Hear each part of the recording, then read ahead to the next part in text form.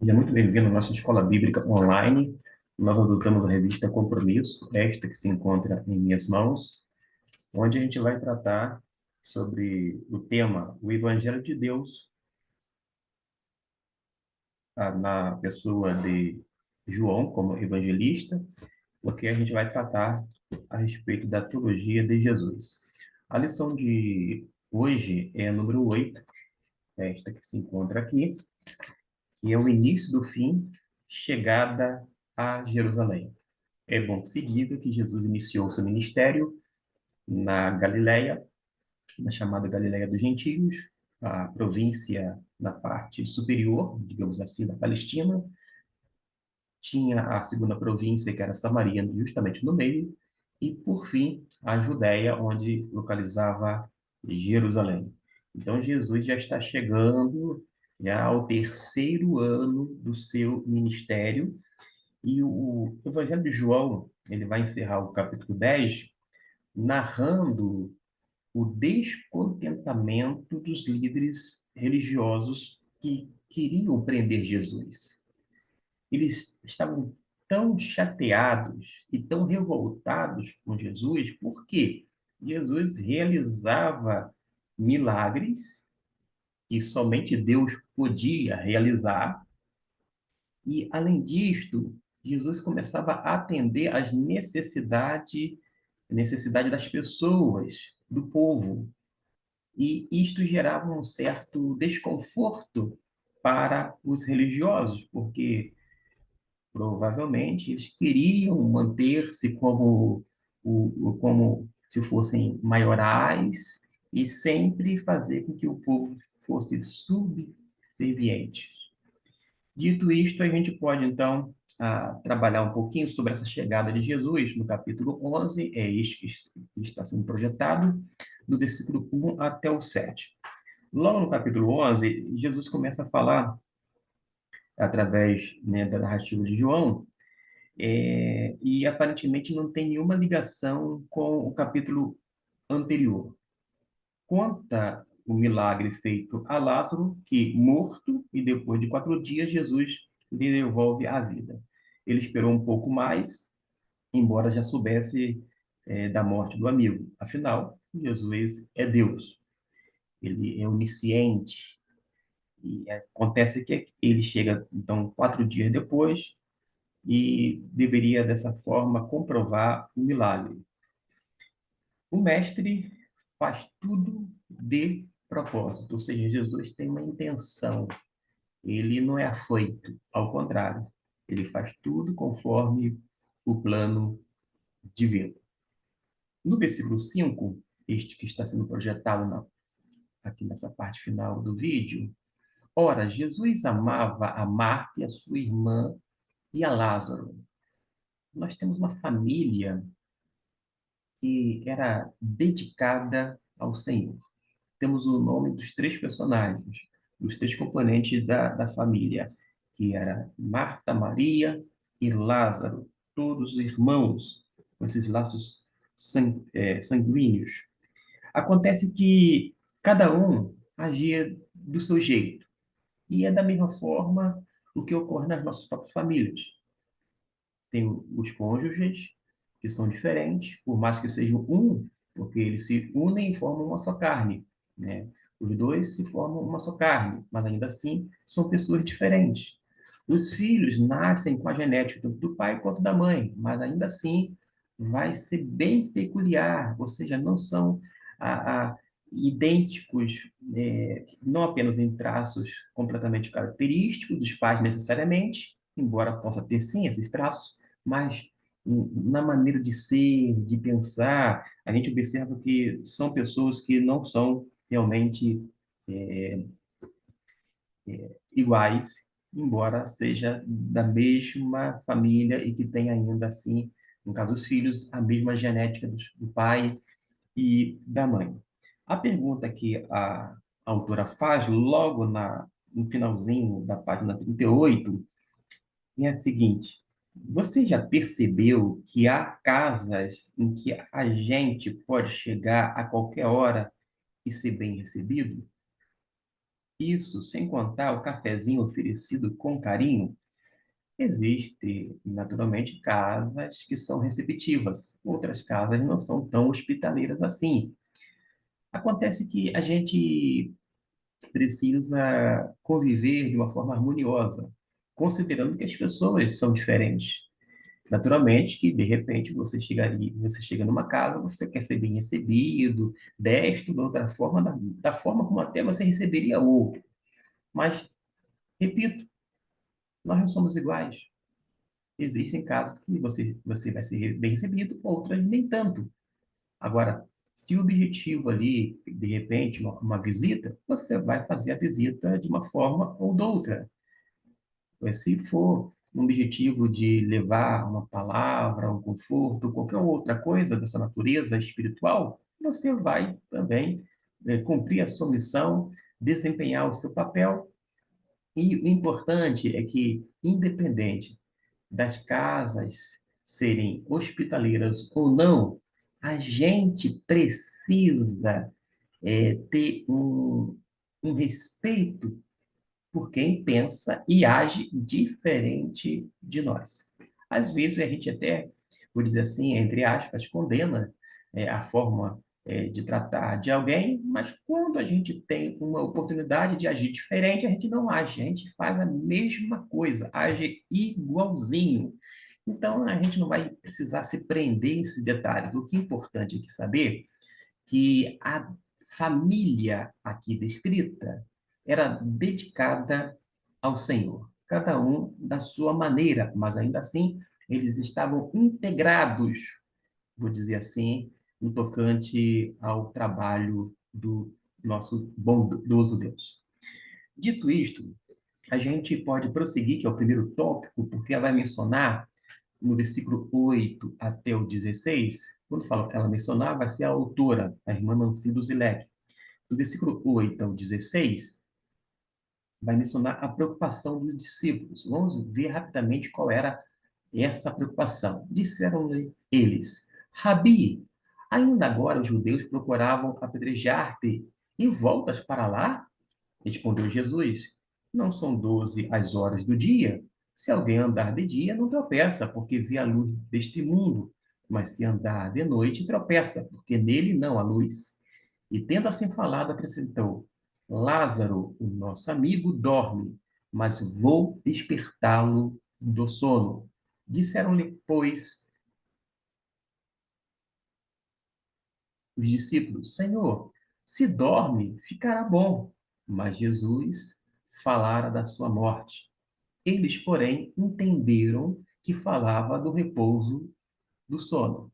No versículo 14, então Jesus lhes disse claramente: Lázaro morreu, e por vossa causa folgo de que eu lá não estivesse, para que creais. Mas vamos ter com ele. Disse, pois, Tomé, chamado Dídimo, aos seus condiscípulos: Vamos nós também para morrermos com ele? É um posicionamento da parte deste apóstolo, o Dídimo, ou, conforme o próprio nome, Tomé. O nome é Tomé, era conhecido, o apelido dele era Dídimo, tá bom? O que que a gente observa aqui de uma forma muito sucinta? O que eu quero chamar a atenção sua. Eu vou voltar aqui. Observe, quando eu estava lendo, eu bati o olho no versículo 8.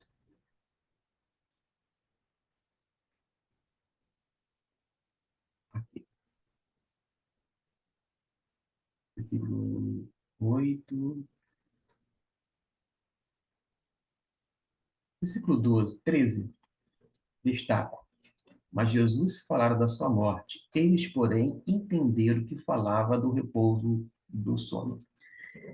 Eu quero falar aqui agora dentro dessa questão, já que a gente está vendo um quadro onde descreve uma família dedicada ao Senhor, composta por Maria, Marta e Lázaro, a gente observa que Jesus ele está falando da morte de Lázaro. Porém, os discípulos entenderam uma outra coisa. Às vezes, a gente fala uma coisa e, por mais que a gente se esforce na comunicação, o outro entende de maneira completamente diferente. Aqui não é diferente. Jesus fala e eles entenderam do outro modo. Será que Jesus era um péssimo comunicador? Porque às vezes, nesse processo de comunicação, o que está falando não se expressou corretamente ou adequadamente, considerando a capacidade, inclusive, dos seus interlocutores. Mas pode ser, e eu não tenho dúvida disto nesse caso, que a grande questão não era que Jesus não sabia comunicar-se, mas era a questão relacionada aos próprios ouvintes. Nem sempre os ouvintes concebem da maneira que está sendo passada por tal pessoa, neste caso aqui por Jesus.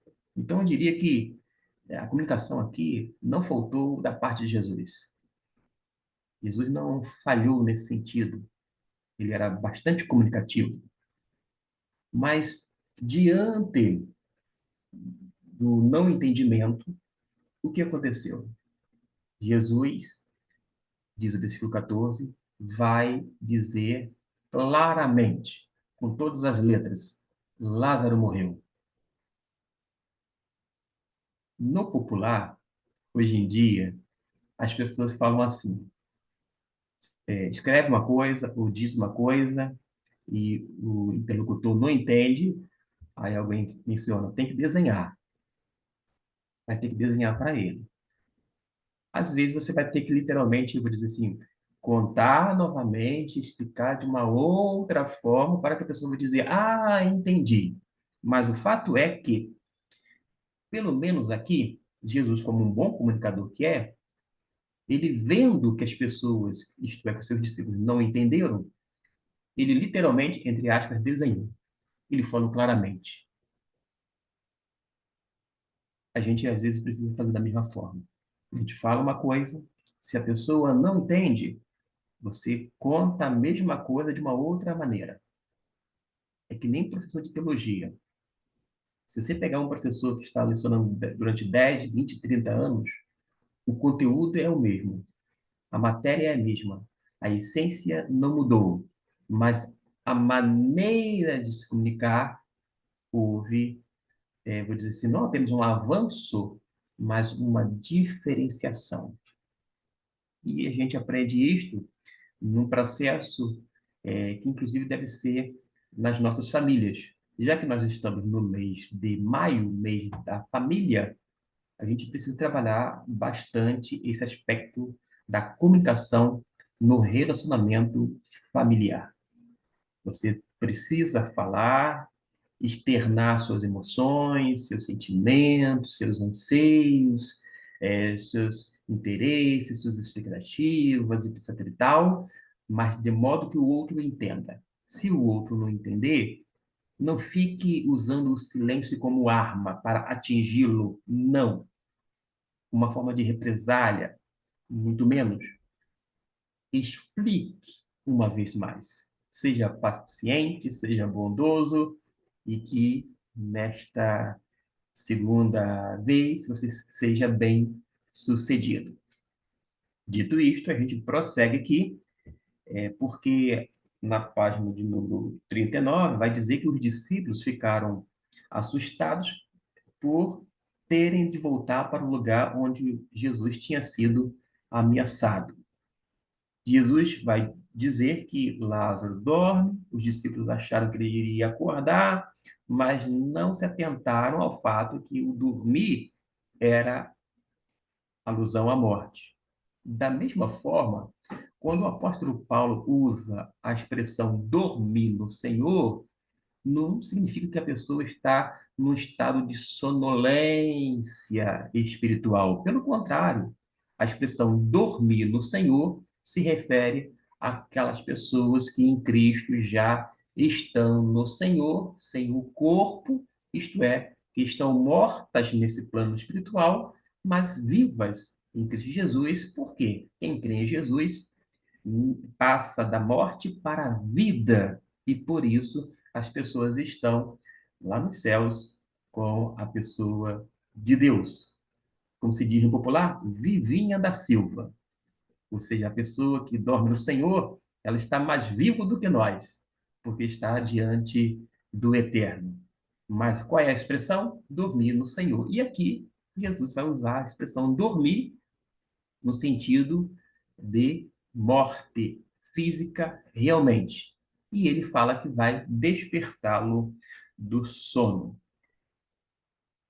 Betânia ficava a cerca de 3 quilômetros de Jerusalém, e Jesus viu onde Lázaro estava enterrado e já havia passado quantos dias?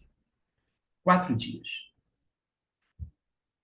Alguém vai especular. Jesus poderia ter ido antes do Lázaro falecer? Poderia. Poderia ir no primeiro dia, segundo dia, terceiro dia? Poderia, mas não foi. Jesus vai no quarto dia e ele vai explicar para que as pessoas creiam. Isso, era necessário crer que realmente Jesus tinha todo esse poder, um poder que vem do alto. Versículo 17, vou deixar aqui, 17. Chegando, pois, Jesus encontrou já com 4 dias de sepultura. Diz que aqui ficava cerca de 15 estádios, que corresponde a cerca de 3 quilômetros. E muitos dos judeus que tinham vindo visitar quem? As pessoas enlutadas, a Marta e Maria, para as consolar acerca do seu irmão. E aqui eu quero frisar uma coisa. Eu, particularmente, eu frequento mais cultos fúnebres por conta do ofício pastoral do que necessariamente festas. Até porque as festas você precisa ser o quê? Convidado, e nem sempre as famílias têm condições de chamar todas as pessoas que gostariam, tampouco tem condições de ter no ambiente, né, um determinado número de pessoas as quais elas entendem que seria o ideal, que seria o ideal. Mas acontece que eu tenho frequentado muito, quando eu falo frequentado, ido a muitos velórios, não apenas nesse momento, mas durante o que 16 anos, de uma forma mais intensa. Digo isso porque, mesmo antes de ser seminarista, os 4 anos que eu estudei, e a gente ia nos velórios, nos cultos fúnebres, nos sepultamentos e assim por diante, sempre acompanhava pessoas enlutadas. Mas aqui mostra que muitos judeus tinham uma consideração enorme com Marta e Maria, porque eram pessoas queridas daquela família, assim como o morto, o Lázaro.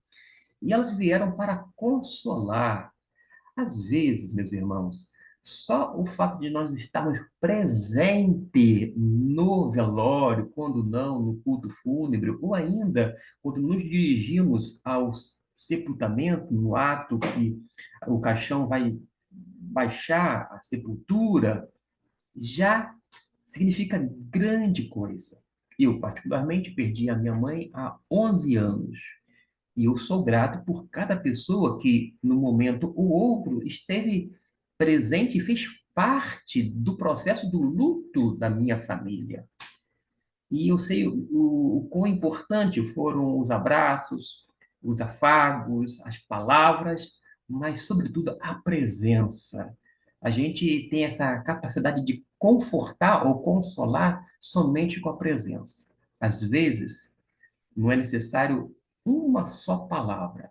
Você abraça a pessoa enlutada, fala algumas coisas ao pé do ouvido, naquele momento tão tênue, tão delicado, e você depois se cala, não fala mais nada, fica em silêncio.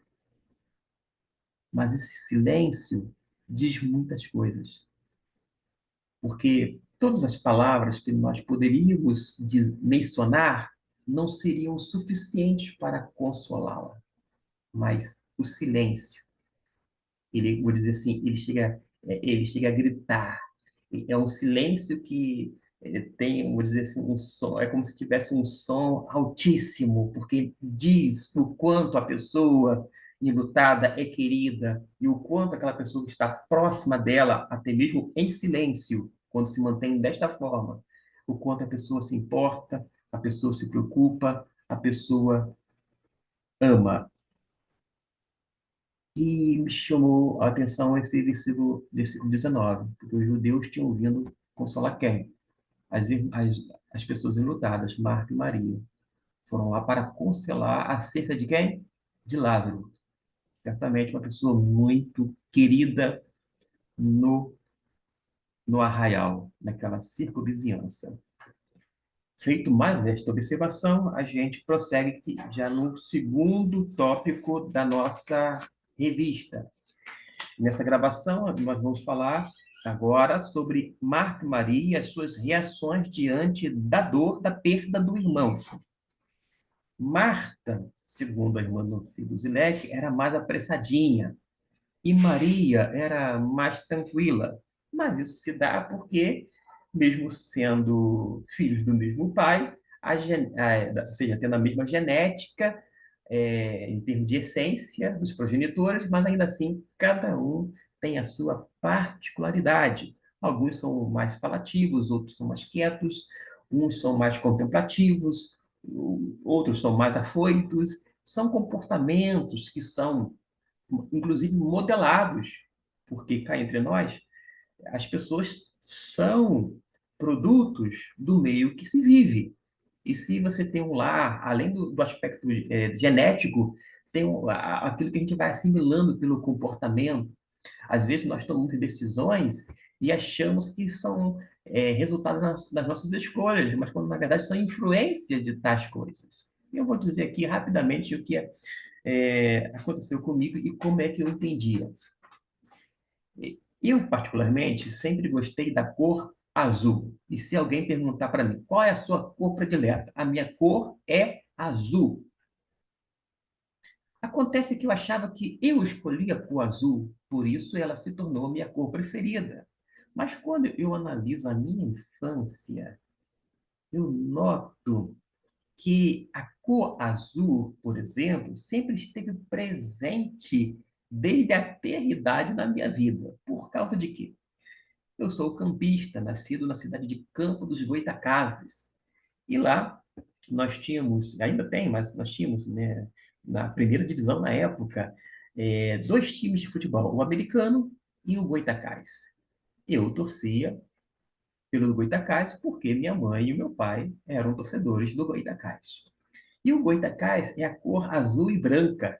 Isso mesmo, falando aqui de futebol. Eu que não tenho mais assim aquele brilho nos olhos pelo futebol, mas estou trazendo à memória estes fatos. Por causa de quê? Como eu disse, são alguns detalhes. A cor azul do Goytacás sempre esteve, vou dizer assim, patente diante dos meus olhos. Quando eu era menor, meu pai tinha o quadro do clube do Goytacás que colocava na sala. Esse quadro ficou a infância, adolescente, até a juventude. Ou seja, ficou décadas exposto. E a gente já gostava, né, do time, foi gostando do time, porque os nossos pais, como eu falei, eram torcedores desse time, do Goytacás, e não do americano, de Campos. Mas a gente foi gostando, apreciando, e meu pai chegou a ter um bar debaixo da arquibancada do estádio do Goytacás. Tinha alguns comércios debaixo da arquibancada, porque muitos estádios aproveitam essa parte todinha, né, para fazer alguns têm escolas, outros têm outros estabelecimentos, inclusive comercial. E meu pai tinha um bar, a minha mãe fazia salgados, etc e tal, e a gente levava lá tudinho prontinho, né, durante a infância. Então tinha aquele estádio diante de mim, tinha o clube, além disso também tinha o batalhão da Polícia Militar, que era bem próximo na ocasião, ao estádio de futebol. A gente passava, o batalhão todo azul da Polícia Militar, o batalhão de Campos, tinha os policiais com aquela farda típica da época, que era bem diferente dessa farda de hoje, eram trajes diferenciados, né? Calça preta, tinha uma listra azul, né, na calça, vou dizer assim, e a camisa, não sei se o tecido seria esse de tergal, mas seria um tecido bem diferenciado, liso, né? E tinha aquele emblema, era prateado, então a gente passava, a gente mexia com os policiais, oi, tudo bem? E eles respondiam, a gente gostava, mas tudo isso era com azul. Aí chegou lá na frente e as pessoas perguntaram para mim, vem cá, qual é a sua cor predileta? Eu falei, azul. Eu achava que era, na verdade, uma escolha minha. Eu escolhia o azul e por isso é minha cor preferida. Não era. Houve um conjunto de fatores que corroboraram para esta predileção. Percebeu?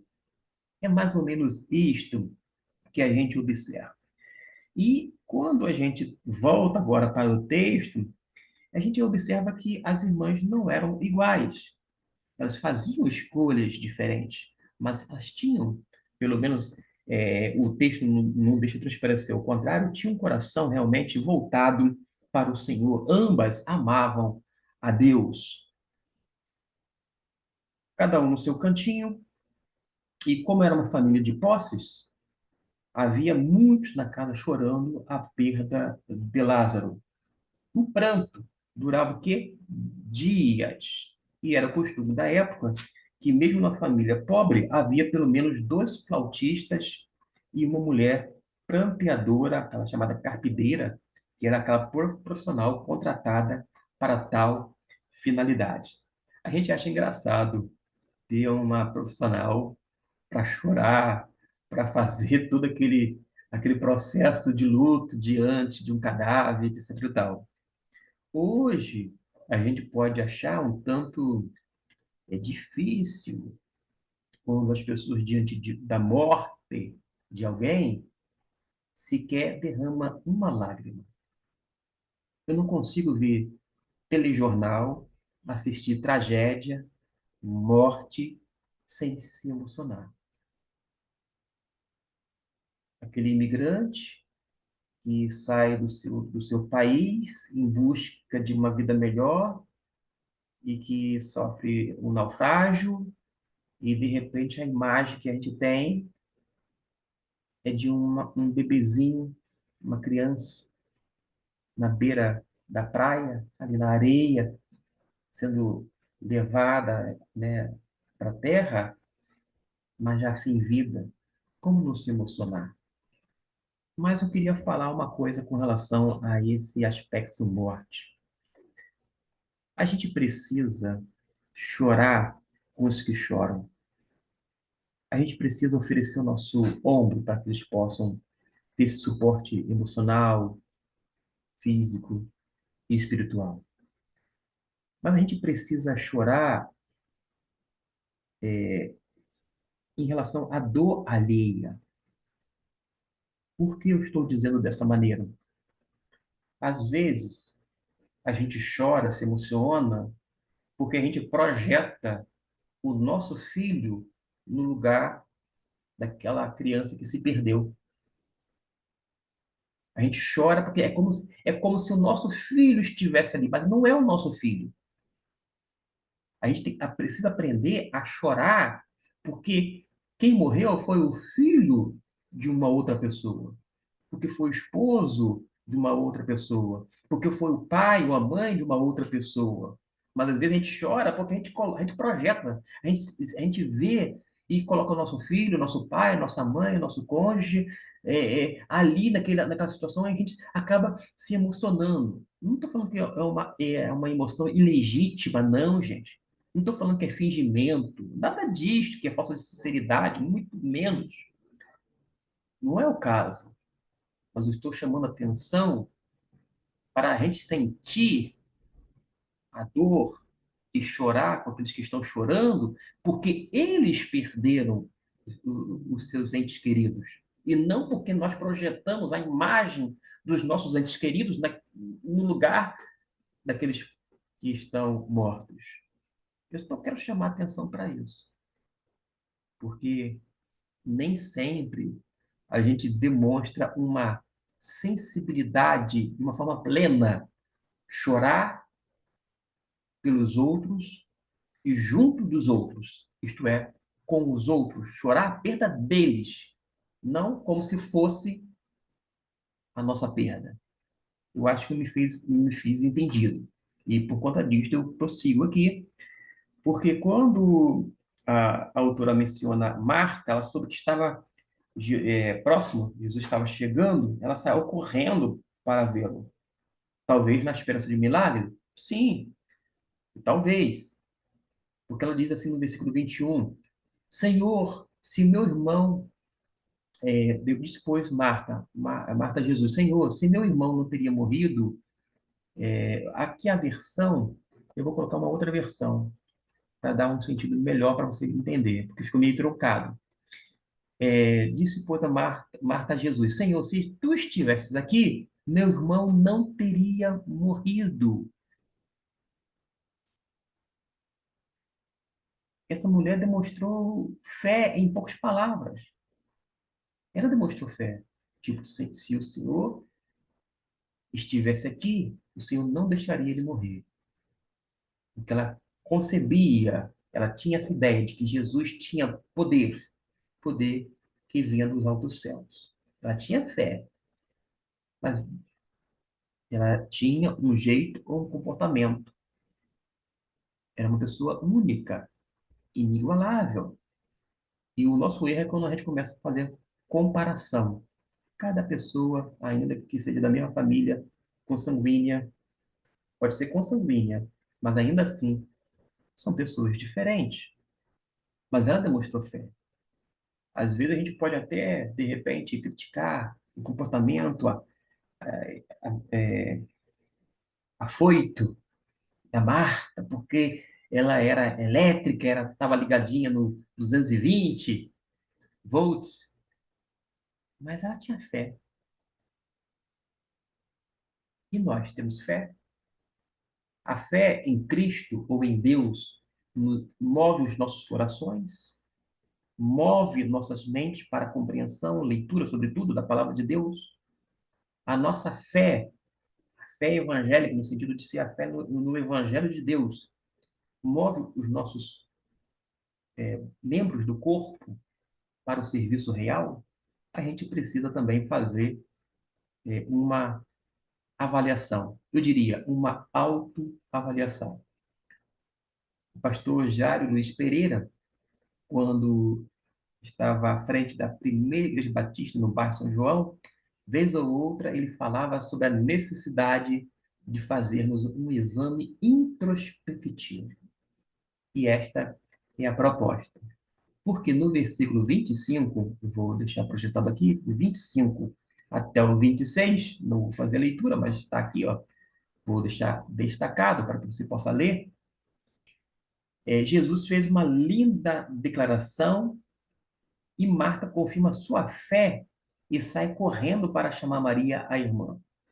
E quando Maria deixa os amigos em casa chorando e acompanha sua irmã Marta, e ao chegar a Jesus, ela faz a mesma declaração, sem ter ouvido nem visto a sua irmã falar. Basta a gente ler o versículo 25, este aqui, com o versículo de número 32. Essa fala aqui, agora, no 32, não é de Marta, e sim de Maria. Ambas amavam a Deus. Ambas conheciam e sabiam muito bem quem Jesus era. E você, sabe de fato quem Jesus é? Jesus é muito mais do que um psicólogo, alguém que nos ouve, altamente compreensivo, que nos ajuda em determinados aspectos. Jesus é muito mais do que um mestre, um professor que nos ensina, que nos transfere lições preciosas, verdades eternas, é verdade, mas é muito mais do que um mestre. Jesus é o próprio Deus que se encarnou, que veio a esse mundo cheio de graça, cheio de verdade, que ofereceu vida em abundância para nós, essa plenitude de vida, mas que também deu a sua própria vida em nosso lugar. Ele morreu Diz a Bíblia, quando nós ainda éramos pecadores, miseráveis pecadores. Jesus não morreu por pessoas boazinhas. Pode ser que aqui ou acolá alguém dê a sua vida pelo seu cônjuge, pelo seu filho, que não daria, por uma pessoa muito querida, mas dar a vida por um traste, uma pessoa que não presta, dificilmente, eu diria, é impossível. Agora, Deus, na pessoa de Jesus, ele morre sendo nós ainda pecadores, pessoas que estavam fadadas ao inferno, porque estavam já num estado de condenação. Próximo tópico, a gente vai falar agora sobre Jesus chorou e Lázaro volta à vida. Vamos ver o que a gente pode aprender um pouco mais a partir do versículo 35, vou deixar aqui em destaque, vai até o 44. Você pode pegar a sua Bíblia e fazer, dar uma pausa nesse vídeo, fazer a leitura do verso 35 até o 44 e depois voltar a esta gravação. Observe que os mortos eram enterrados em cavernas naturais ou algumas cavadas na rocha, que podia ser verticalmente ou horizontal, e fechadas com uma pedra. O cadáver geralmente ele era deitado sobre um lençol de linho largo que pudesse envolver a pessoa toda, até duas vezes, e todo o corpo era coberto da cabeça aos pés. Isso explica porque tinha tanto pano no corpo de Lázaro. E a gente sabe que os pés eram amarrados nos tornozelos e os braços ao corpo, com faixas de linho. E hoje se veste o falecido com a sua melhor roupa. É a nossa maneira de homenagear. Quando se fala aqui vou dizer assim, nesse preparativo do corpo, inclusive, uma coisa curiosa que da minha parte eu obtive há décadas atrás é em relação ao indiano, porque um professor chamado Tomé Fernandes foi missionário na região da Caxemira. E ele falou certa vez que os indianos ficam assim, pasmos, porque que pessoas que não são parentes cuidam do corpo, porque nós temos aqui as chamadas funerárias. São as pessoas que pegam o corpo, que levam, que fazem todo o preparativo desse corpo. Lá nos Estados Unidos, por exemplo, dá um retoque, deixa a pessoa bem, não apenas maquiada, mas em perfeito estado, perfeito entre aspas, tá, gente? É uma forma de deixar o corpo, vou dizer, o cadáver bem, quando falo corpo, né, no sentido do cadáver bem bonito, esteticamente falando, mas acontece que o indiano, ele, pelo menos naquela região da Caxemira, ele não concebe na mente, tipo assim, como é que pessoas estranhas tocam no corpo, cuidam do corpo, lavam o corpo, etc e tal. Né? No caso lá, eles lavam, né? É porque atribuição da família, dos parentes, cuidar do corpo. Ou seja, aqui não, nosso serviço é terceirizado. No máximo, de repente, alguém ajuda a colocar a roupa, mas via de regra as pessoas fazem isso através dos profissionais. Mas só para mostrar que como essa questão de cultura vai ser diferente por conta do lugar. Ainda mais que a gente se refere a textos a partir do Oriente e não do Ocidente, como nós que somos deste lado do hemisfério. O, o comentário aqui da autora, quando diz que quando Jesus se identifica onde Lázaro foi colocado, ele chora, ele mostrou toda a sua humanidade. Aliás, logo no capítulo 1 mostra de uma forma muito clara que Jesus é Deus. Jesus estava com Deus no princípio e Jesus era o próprio Deus. Jesus é o Logos de Deus, isto é, Jesus é a palavra. Acontece que o evangelista João, além de mostrar a divindade ou a deidade de Jesus, vai mostrar esse lado humano, porque Jesus, de fato, era homem, perfeitamente, completamente, um ser humano, e alguém disse que Jesus é um ser humano de verdade. uma pessoa como Jesus, no sentido de ser sem pecado, porque Jesus não tinha pecado, em termos de essência, não tinha a natureza pecaminosa, só existiram três na humanidade toda, ou na face da Terra. Quem? Adão e Eva, que não tinham essa natureza pecaminosa até então, e Jesus, que não tinha e permaneceu não tendo a natureza pecaminosa, porque Jesus não tinha pecado. Ele foi tentado, não estou me referindo a Jesus, Jesus foi tentado, não era teatro, era algo verdadeiro, mas ainda assim ele decidiu ser obediente. Obediente em tudo. E obediente até a morte e morte de cruz, diz a Bíblia.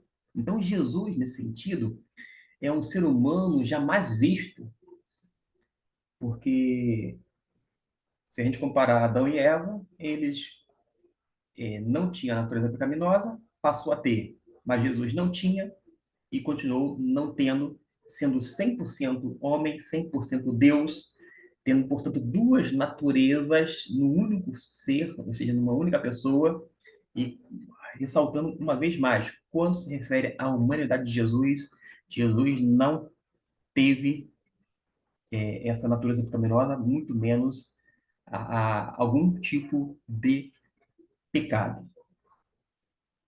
Ele mostra a sua humanidade, ele chora, Jesus é o mesmo que sente sede, ele se angustia em seu espírito, entre outras coisas. Ele era um ser humano de verdade, vamos dizer assim. Agora, esse lado humano de Jesus também é enfatizado no Evangelho de João. E às vezes a gente só fala do Jesus divino e deixa de mostrar o Jesus humano. Eu costumo dizer que nós somos seres espirituais e vamos continuar sendo seres espirituais, mas precisamos nos tornar cada vez mais e mais humanos. A minha oração é: Senhor, me torne mais humano. É porque às vezes, como seres humanos, nós perdemos a nossa sensibilidade. Nós muitas vezes ficamos, vou dizer assim, insensíveis às necessidades alheias, quando não a do ao próximo, e em relação a muitas coisas que nós vimos no dia a dia. A gente passa, às vezes, por um moribundo, um morador de rua, e nem se dá conta de que ele é uma criatura de Deus, que ele foi feito à imagem e semelhança de Deus, que embora esteja naquele estado degradante, ainda assim decorre a sua dignidade como ser humano, ele é gente como a gente, esta é a grande verdade, mas muitas vezes a gente passa e de largo, a gente ou passa, não olha, ou finge que não está ali, é como se fosse uma pessoa invisível. Algumas pessoas também mencionam que os profissionais da área da limpeza urbana muitas vezes são tidos como invisíveis, parece que não estão lá diante de nós, estão prestando um serviço relevante, porque eu lembro perfeitamente que não apenas aqui na capital, bem próximo daqui do interior, né, na região metropolitana onde eu resido, mas tem um período que teve greve dos garis, dos coletores, né, desses materiais, e o que aconteceu? Foi um caos.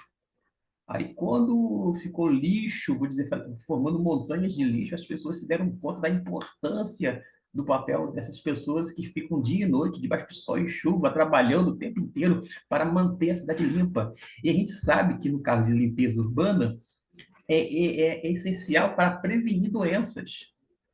Se um médico que estuda, o cientista que estuda, faz lá o seu estágio, a sua residência, presta um serviço enorme para que possa restabelecer a saúde das pessoas.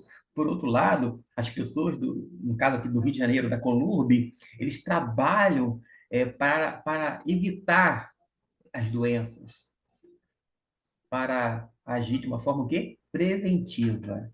Está certamente nessa categoria de saúde pública, esses profissionais que, infelizmente, são tidos como invisíveis, porque as pessoas passam por ele como se eles não existissem, como se não tivesse diante deles, né?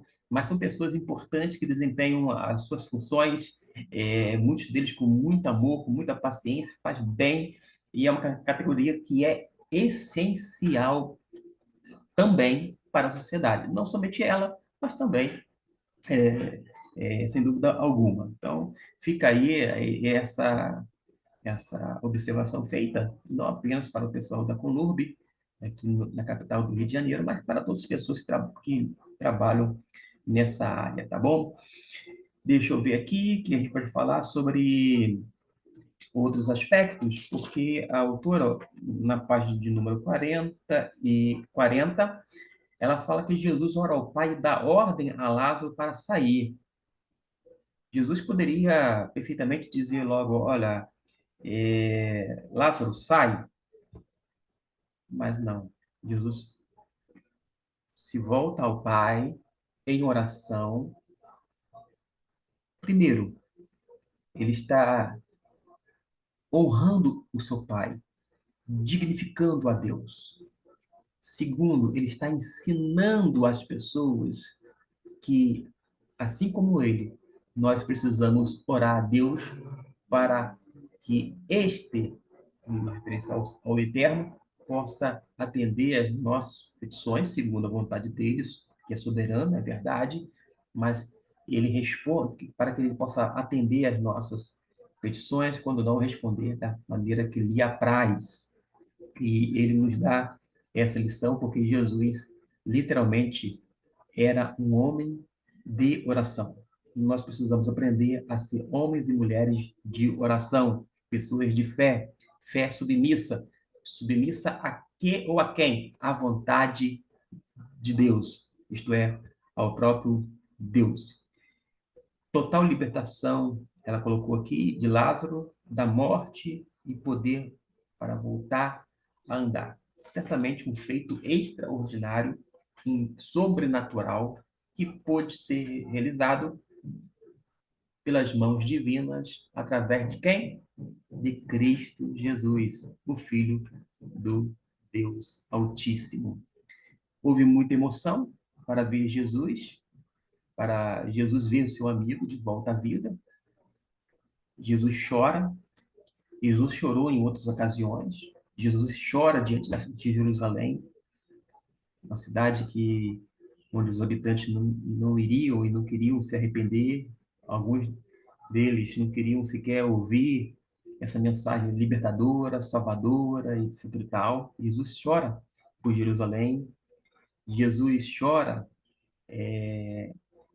quando ele vê uma pessoa querida como Lázaro, e isso indica a humanidade de Jesus. Jesus não foi um fantasma, não era um corpo fictício, não era uma ilusão de ótica. Jesus era de fato Deus, 100%, e 100% homem. Tinha um corpo físico, que tinha lá suas limitações físicas por conta dessa questão temporal, mas a gente vê toda a humanidade de Cristo Jesus.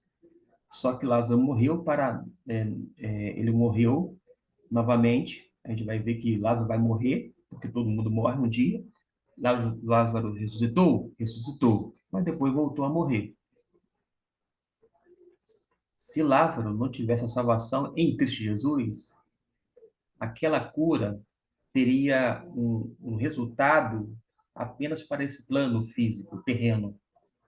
Mas a cura da alma ou do espírito vai ter seus efeitos para toda a eternidade com Deus. É muito bom quando nós vemos e nos alegramos com os milagres realizados da parte de Deus na vida da nossa família, da nossa pessoa, quando não, na vida dos outros. Mas melhor ainda é todos nós termos um milagre maior que a salvação, porque a salvação é que vai em Cristo, que vai nos garantir a permanência para sempre com Deus. Houve, conforme a autora vai mencionar no versículo 45, ela destacou até o 57, vou deixar aqui só 45 em diante, para que você possa ter uma ideia do que está sendo dito. Depois você pode dar uma pausa novamente no seu vídeo, continuar a leitura e voltar a este, porque a morte de Lázaro foi um prenúncio sobre a morte de Jesus. Tanto é que os líderes se reuniram lá no Sinédrio e Caifás, que era o sumo sacerdote, declara a morte de Jesus, lá no versículo de número 50. Nem considerais que nos convém que o homem morra pelo povo e que não pereça toda a nação. A gente observa que em Zacarias já há uma condenação expressa da parte de Deus por meio do profeta contra os líderes religiosos.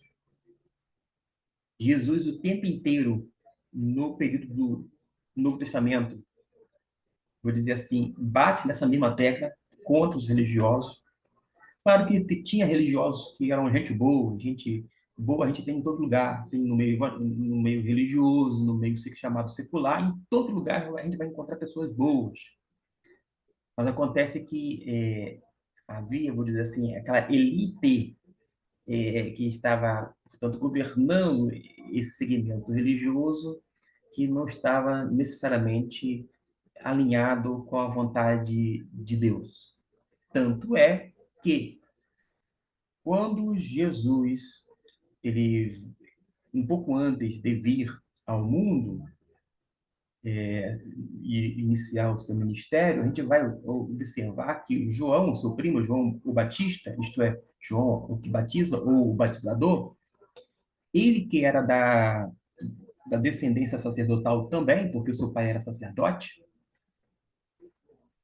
chamado Zacarias, ele possivelmente era para ser um dos sucessores, ou seja, era para ser um dos sacerdotes, trabalhar e servir a Deus lá no templo. O templo, que era considerado a casa de Deus, a gente observa que Deus não estava mais no templo. Por causa de quê? É citado Anás e Caifás, genro e sogro e genro. Ou seja, indicando que estes dois estavam, vou dizer assim, na lista do Império Romano. Porque para o Império Romano governar de uma forma tranquila aquela região da Palestina, uma das maneiras era tendo o domínio sobre o povo. E como que teria o domínio sobre o povo? Através dos religiosos, isto é, através dos líderes religiosos. Se o povo é religioso, tendo nas mãos a liderança religiosa, se tornava muito mais fácil. E tudo indica que Anás e Caifás estava na lista, vou dizer assim, do Império Romano. Lembrando que havia todo um aparato, inclusive militar, né, policialesco, vou dizer assim, que estava a serviço, tinha uma guarda, vou dizer, do imperador a serviço dos religiosos, dos líderes religiosos, inclusive. Havia uma pompa tremenda naquela época. Mas João Batista ele não aparece no templo. Depois de mais ou menos 400 anos de silêncio, o que acontece? João Batista aparece numa região deserta, pouco povoada. Ou seja, de uma forma gritante, mostra que Deus não estava no templo por conta da corrupção moral, espiritual, religiosa dos líderes. Não vou dizer aqui que eram de todos os líderes, mas de alguns líderes, mas pessoas que estavam à frente, que estavam corrompidas pelo pecado, e fica claro diante dos nossos olhos quando João vai pregar e anunciar e preparando o caminho do precursor, como precursor de Jesus, justamente aonde? No deserto. Eu fiz essa digressão para que vocês tenham uma ideia de como é o cenário naquela época. Houve essa conspiração, a gente viu perfeitamente, vale a pena ler até o versículo, o versículo 50 já foi lido, mas fazendo a leitura do 45 até o 50. Maria vai ungir Jesus e a reação de Judas, a gente vai ver de uma forma muito explícita, escancarada. A gente hoje, claro, critica Judas. Ah, porque Judas viu aquela mulher usando aquele, ungindo aquele material bem caro. Ah, mas Senhor, não poderia dar aos pobres? Judas, porque Judas era interesseiro, tinha o coração realmente endurecido, era avarento, era isso, aquilo outro. A gente pode, vou dizer assim, como se diz no popular, naquela festividade religiosa, onde há um ato que as pessoas malham o Judas. Pode malhar o Judas, mas muitas vezes a gente traz Jesus por coisas tão menores, tão pequenas. Judas vendeu, por exemplo, Jesus por 30 moedas de prata. Às vezes, há pessoas que traem Jesus ou vendem Jesus pelo prazer desse mundo, o prazer mundano, boates, casas de show, orgias, em busca até mesmo, troca Jesus, deixa de assimilar os ensinos de Jesus, de ter Jesus como Senhor, Salvador da sua vida, de ter a sua vida regida por este, para se aventurar no meio político de uma forma errada, interesseira, visando só o seu próprio umbigo, não visando o bem maior, o bem comum, que é trabalhar para servir em prol do povo, visando o melhor para as pessoas, não. Sem falar os métodos escusos, imorais, ainda que alguns sejam legais, que as pessoas se arvoram por conta do poder. Então tem gente também que troca Jesus não por 30 moedas de prata, mas troca Jesus pelo sexo, pelo poder, pelos prazeres desse mundo, como inúmeros outros motivos que não são justificáveis diante de Deus, mas que ocorrem nas nossas vidas. Mas nós somos muito rápidos em, vou dizer assim, condenar Judas. Não estou falando que eu não vou entrar nesse mérito aqui, não sou advogado de Judas. Tem até aquele filme clássico, O Advogado do Diabo. Eu não sou advogado de ninguém, mas a gente vê isso, a gente lê na Bíblia Sagrada. As pessoas sendo ávidas e rápidas, bem ligeiras, para condenar Judas, quando não Davi, porque embora a Bíblia diz que é o homem segundo o coração de Deus, mas fala, a Bíblia não esconde aquela parte podre da vida de Davi, expõe, escancara. A Bíblia joga no ventilador, como se diz no popular. Mas tem gente que é muito rápida para condenar Davi, mas esquece que esse homem se arrependeu, buscou perdão divino e obteve. Naturalmente, a consequência dos pecados se mantiveram, mas ainda assim ele foi perdoado por Deus. Pedro negou Jesus. Não diz isso o texto? Diz. E a gente viu só, Pedro negou Jesus. Mas quando Jesus, vou dizer, através de Deus, o Pai enviou o Espírito Santo no dia de Pentecostes, quando as pessoas, diante daquele fenômeno todinho, daquele evento genuinamente pentecostal, quando as pessoas se maravilhavam porque estavam ouvindo falar das grandezas de Deus e perguntam: o que é isto? O que faremos, irmãos? Aí, sabe o que acontece? Quem é que se levanta? Pedro. O mesmo que negara Jesus um pouco antes. Mas no dia, ele estava lá e Deus o usou poderosamente. Então, a gente não pode apenas focar em alguns pontos negativos de algumas pessoas, ou quando não, no calcanhar de Aquiles. A gente precisa, inclusive, ver esses pontos fortes, tanto em Davi, tanto quanto em Pedro, Judas, que foi chamado, Jesus vocacionou, chamou, ele se perdeu, não sei se no início, no meio, no final do caminho dele, naquela jornada, mas ele se perdeu. Mas ainda assim, ele serviu durante um tempo. Eu não sei precisar. Se alguém vai dizer assim, como que o senhor... e por que o senhor não sabe? Eu não sei porque eu não estava lá para saber, mas Jesus sabe, Deus sabe. Deus sabe de todas as coisas. E eu não vou aqui entrar no mérito disto. Vou dar um salto para o outro tópico, porque são vários tópicos, agora no capítulo 12. Deixa eu colocar aqui, capítulo 12 de João. Capítulo 12 fala sobre a entrada triunfal, porque era Páscoa, a partir do versículo 12. a entrada triunfal de Jesus. A cidade estava cheia de pessoas e Jesus estava entrando. Eles arrancaram aqueles ramos de palmeiras, diz o texto, e foram recebendo Jesus, cantando, versículo 13. A gente vê isto, ó, Hosana, clamavam Hosana, bendito o rei de Israel que vem em nome do Senhor.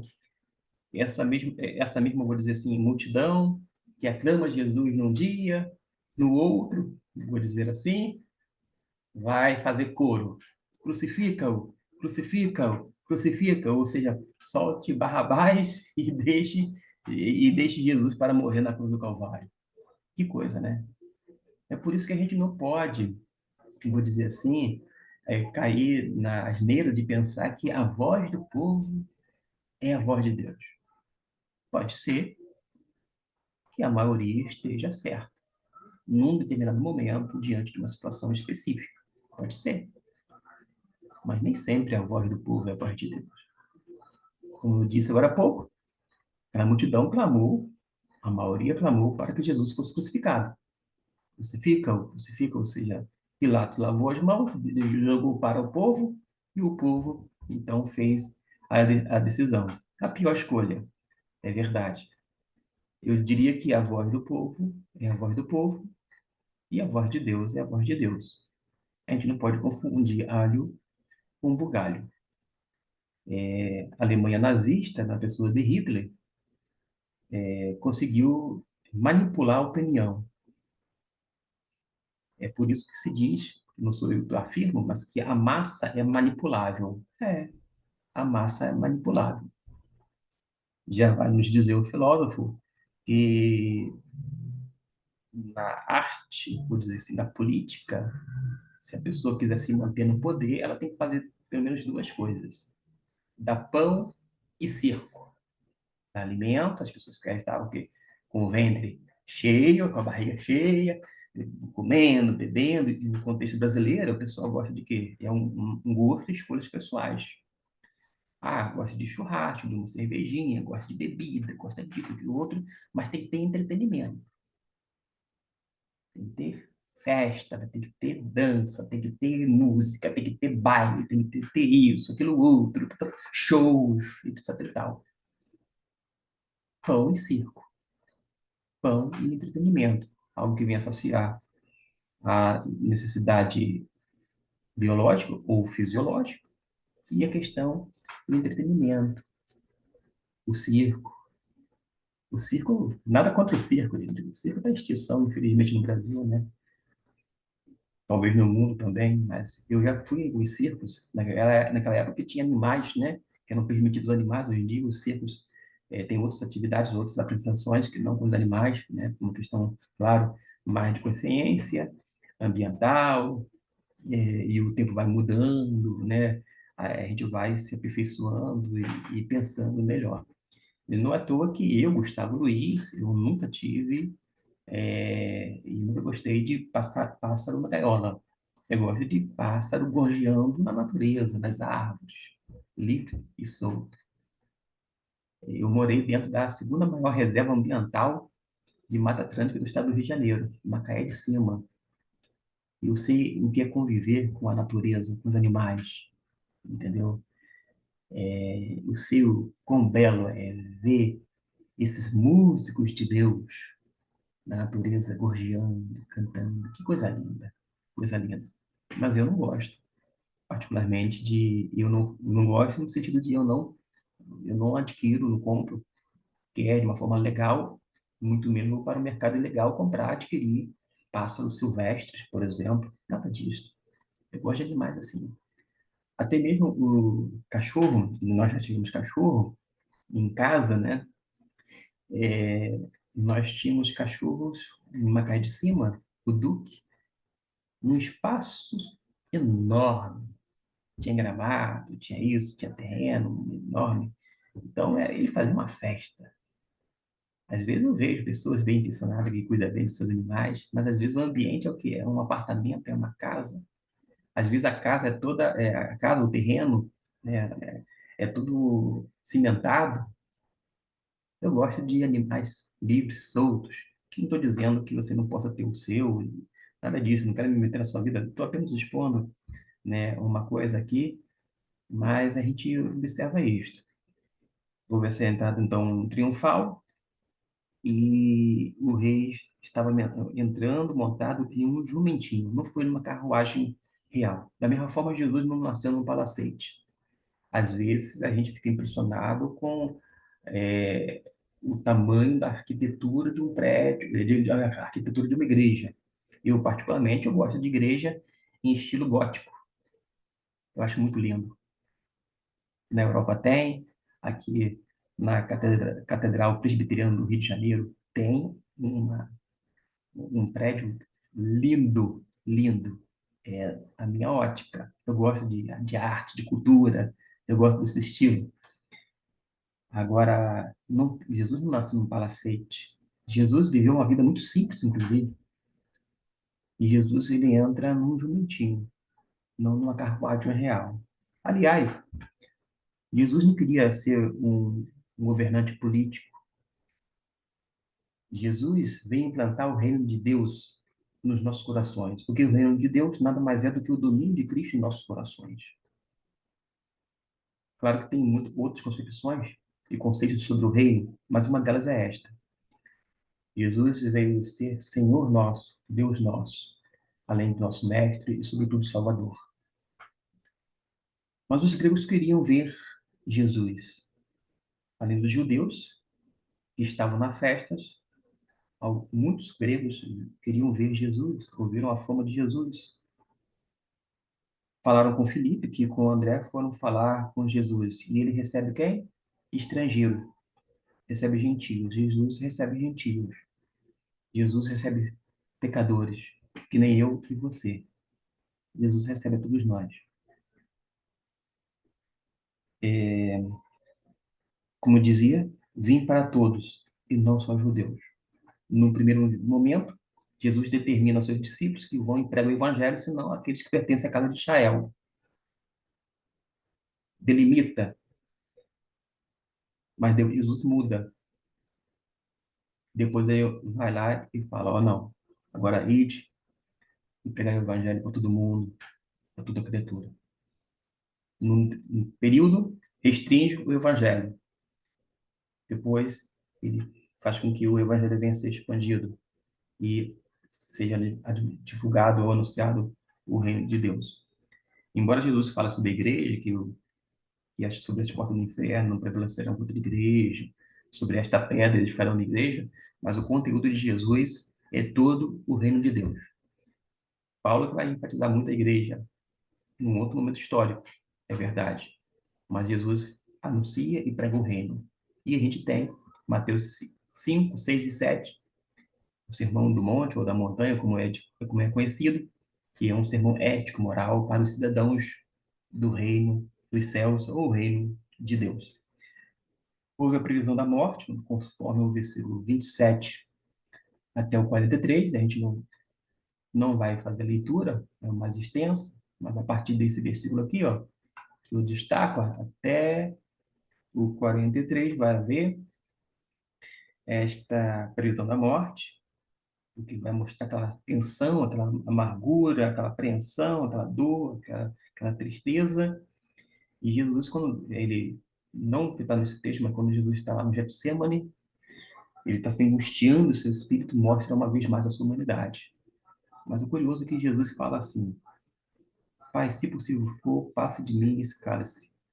Todavia, não seja feita a sua vontade, a minha vontade, mas a tua. Ou seja, a vontade de Jesus o tempo inteiro era que a vontade de Deus prevalecesse.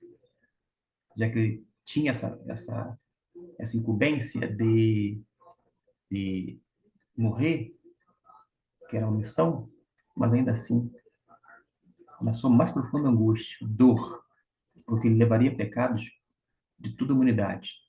Se Jesus morresse, e acredite em mim, somente pelos meus pecados, ele já levaria sobre si uma multidão. Ele sentiria uma dor horrível, tremenda.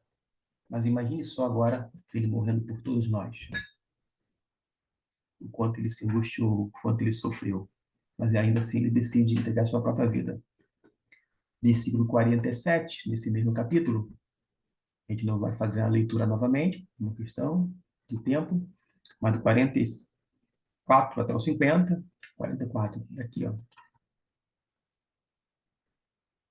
até o 50, ele vai falar que ele é a luz do mundo. Jesus é a luz do mundo. Eu sou a luz do mundo, no versículo 46, para que todo aquele que crê em mim não permaneça nas trevas.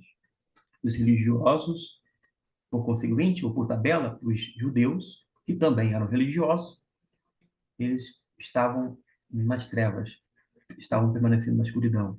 Era necessário ir até Jesus para que Jesus viesse iluminar não apenas a sua vida exterior, mas, sobretudo, dar vida e iluminar o ser deles para a compreensão das palavras de Jesus que eram provenientes da parte de Deus, a fim de que tivesse, vou dizer assim, a salvação.